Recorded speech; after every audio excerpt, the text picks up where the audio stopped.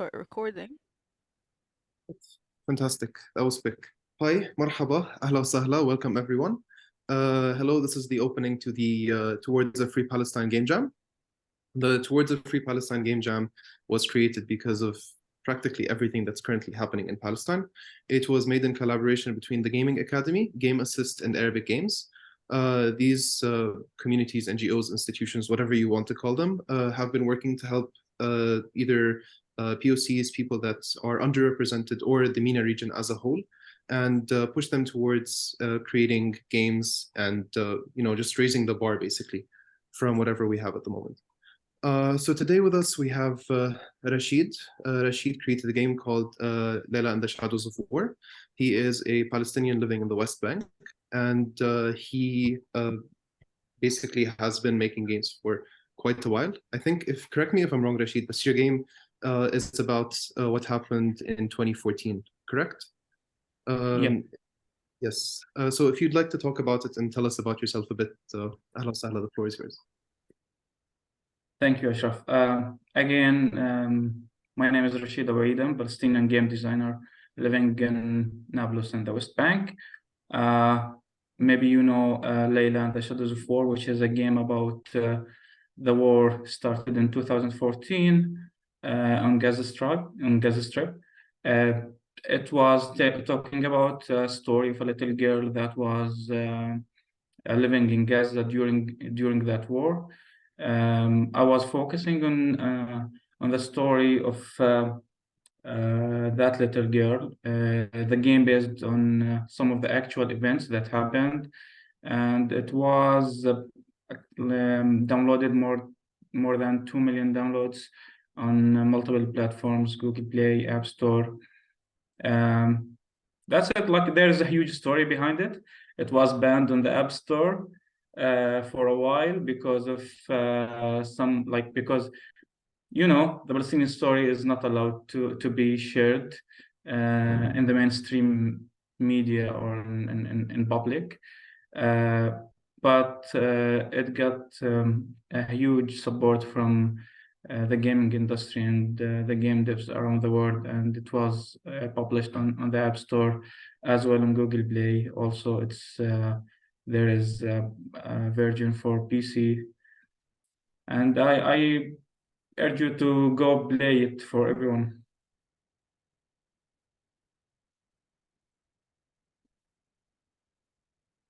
Can't hear you, Ashraf.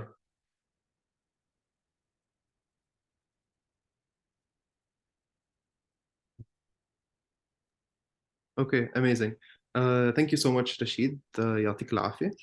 Rasheed, since you are a game developer and a game designer, can you tell us a few tips about what kind of things people should do when creating their games, especially when it comes to a game jam with only a week to create a game? If we want to be very specific on what's happening in Palestine in general, first of all, I think, like, why you should make a game about Palestine, why you should from the beginning, why you should care about Palestine.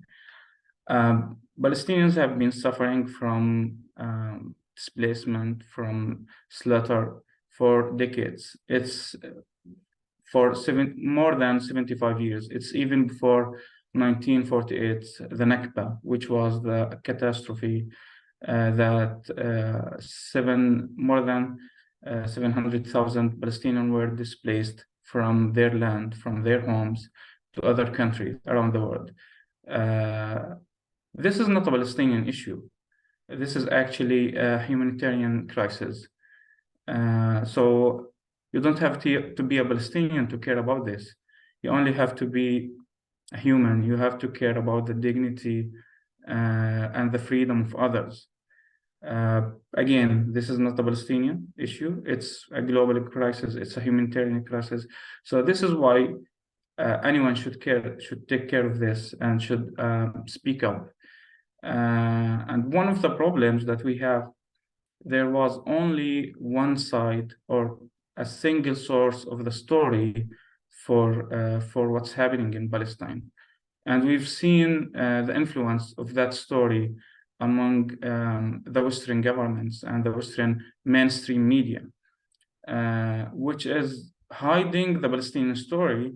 And this is what happened with me, even trying to talk about humanitarian thing, about the killing of children while doing my game, it was banned. So you can imagine how there is a huge like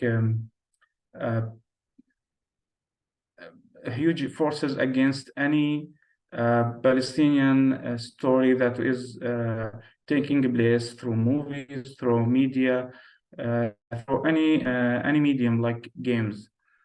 So what we have to do is to share our story, to uncover the hidden truth behind what's happening in Palestine, and to talk more about it. And we've seen the influence of sharing this story among the young, among the youth in the Western media. And we've seen the protest all over the US and Europe, and how this might change the policies and change the influence, and not keeping the mainstream media just brainwashing people, telling them that Palestinians are not human, and talking about a single thing or a single event without putting it in the context of the long history of this of what's happening. We've seen how they are actually focusing on what's happening on 7th of October, but actually they forget everything else. They forget how much the Palestinians are suffering, how many Palestinians were displaced and killed since 1948. That was ignored, and you just focus on that and build your story and build the momentum on top of it, and everything else does not matter for them. Here is our part, what we need to do, or what I think should be done through these games, is to open the eyes of others about the root cause of this, what's really happening in this. Because when people understand the concept, the context of this, they change their mind, they change their perspective. So the main thing, I guess, toward free Palestine is to change the perspective. And how we can do that, games is one of the best mediums to do this. It has a huge influence. I guess it's more than movies or anything else, because like in games you are the hero, you are the one who's in control, you are taking action. It's you are not a third party, you just live the experience by yourself, and it has much more influence than any other medium. And I guess this is one of the main tracks for this game jam, is to uncover the truth, is to also to talk about the history of Palestine, because all of this was based on a lie, which is land without people for a people without land. And this is not true, because Palestine was always for Palestinian, and there was a huge community and a huge culture and tradition, and that was also hidden from the Western media. So I guess that's a starting point for this game jam.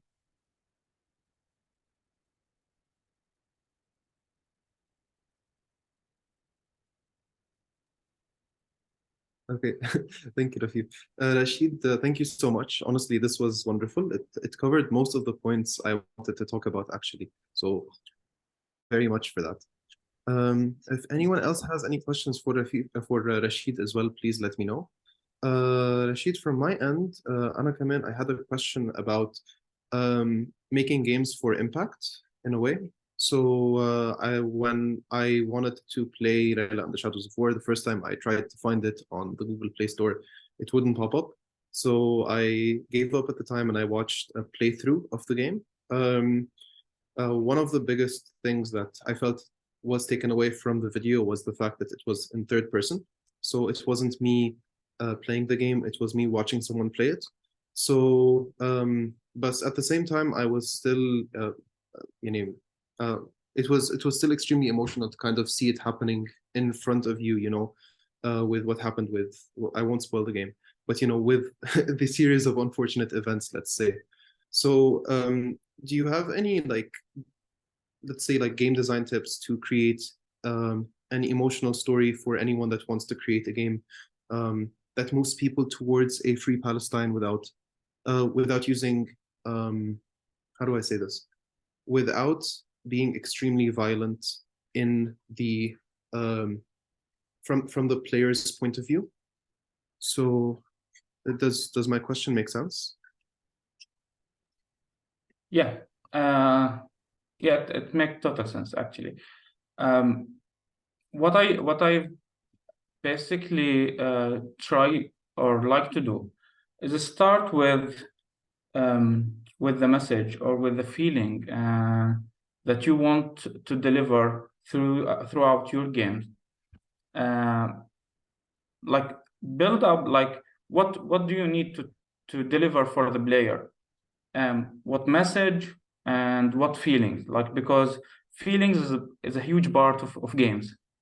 So start from there. So after that, what's the best mechanics to deliver that type of feeling? Like you can start from there and build up your mechanics and the genre of your game. But the starting point, I guess, to make an impact is the impact that you want to make. Actually, start from there, build up your game, your mechanics, your genre itself. It's much better from starting hey, I have this cool mechanic, let's do something with it. Sometimes it could work, but I find it much better to start from the message itself and from the feelings that you want the player to have.